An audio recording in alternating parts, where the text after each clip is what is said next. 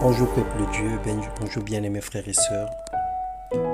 Heureux vendredi de grâce et de bonheur, nous sommes comptés parmi les vivants ce matin. Quelle joie parce que nous bénéficions de la bonté de Dieu. L'atmosphère de confiance est intimement présente dans nos cœurs ce matin. Que toute la gloire revienne à notre Père, lui qui renouvelle pour tout un chacun le souffle, lui qui combat pour nous les combats visibles et invisibles.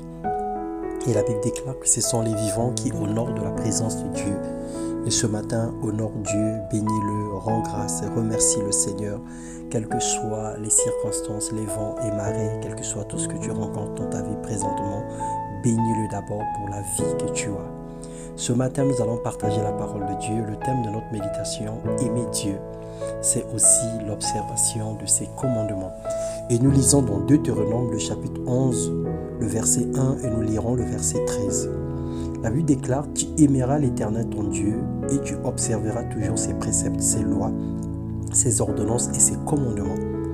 Si vous obéissez à mes commandements que je vous prescris aujourd'hui, si vous aimez l'Éternel votre Dieu et si vous le servez de tout votre cœur et de toute votre âme. Bien-aimés, pour montrer notre amour pour Dieu, il faille premièrement observer ses commandements. Une façon pour nous de lui dire qu'il est tout pour nous, qu'il est notre guide, notre pain quotidien, qu'il est notre secours au temps de la détresse, mais aussi l'unique chemin qui nous conduit à la vie éternelle et au bonheur sur la terre, qu'il est la gloire de racheter, qu'il est notre haute retraite, il est notre refuge, il est tout ce que nos cœurs désirent, il est la seule personne qui ne nous déçoit pas. Dans 1 Jean, le chapitre 5, le verset 2 au verset 3, la Bible déclare « Car l'amour de Dieu consiste à garder ses commandements, et ses commandements ne sont pas pénibles. Dieu ne nous force pas sa volonté, il ne nous charge pas d'un poids que nous ne pouvons porter. Il ne nous contraint pas à l'aimer. Mais il nous dit simplement que si nous l'aimons, nous devons garder ses commandements. Il ne nous force pas sa volonté, au contraire. Il fait il fait en sorte que nous soyons heureux. Il nous montre le chemin qui conduit à la vie. Il éclaire notre vie par sa parole. Et ses commandements sont comme des lampes à nos pieds pour nous guider, pour nous conduire. C'est comme des procédures, des codes de conduite qui nous aident à être intègres et à demeurer sages dans ce monde pervers. Deutéronome 11, le verset 18 et 22, la Bible déclare « Gardez-vous de laisser séduire votre cœur, de vous détourner de servir d'autres dieux et de vous prosterner devant eux. La colère de l'Éternel s'enflammerait alors contre vous, il fermerait les cieux et il n'y aura point de pluie. La terre ne donnera plus ses produits et vous périrez promptement dans le bon pays que l'Éternel vous donne. » Deutéronome 11, 18 à 22. Bien-aimés, les circonstances du temps présent, ce que le monde est en train de vivre aujourd'hui ne devrait pas nous surprendre. Plusieurs personnes, plusieurs pays, plusieurs nations ont abandonné l'Éternel. Ils ont critiqué l'Éternel, ils l'ont traité de tout et de rien. Ils ont voulu faire des choses à leur guise et aujourd'hui, ces nations sont en train de vivre des situations difficiles. Mais toi, qui es enfant de Dieu, sur toi la gloire de l'Éternel apparaîtra.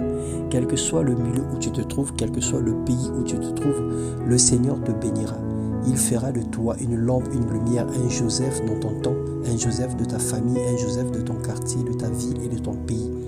Quelle que soit la famine des 7 années de vaches maigres, le Seigneur pourvoira à tes besoins. Le Seigneur te remplira de la tête aux pieds de toutes sortes de bénédictions. Mettez dans votre cœur et dans votre âme ces paroles, dit Dieu. Heureux ceux qui sont intègres dans leur voie, qui marchent selon la loi de l'Éternel. Heureux ceux qui gardent ses préceptes et qui les recherchent de tout leur cœur. Qui ne commettent point d'iniquité et qui marchent dans ses voies. En agissant ainsi, bien-aimés, nous prouvons réellement que nous aimons Dieu. Et notre amour pour lui est sans hypocrisie, notre amour pour lui est réel. Le Seigneur nous aime et en retour, nous voulons également l'aimer. Et si nous voulons montrer à Dieu que nous l'aimons, la seule preuve, c'est obéir à ses commandements.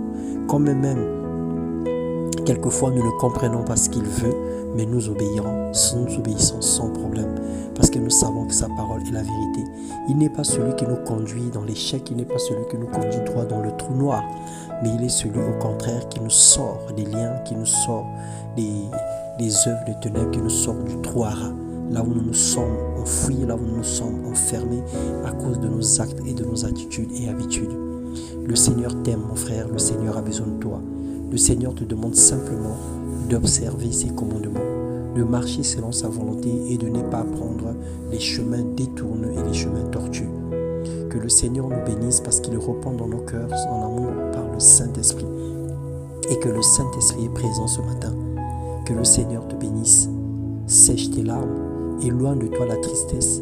Éloigne de toi le rejet. Éloigne de toi tout sentiment du genre tu as été abandonné. Tout sentiment du genre tu as été négligé.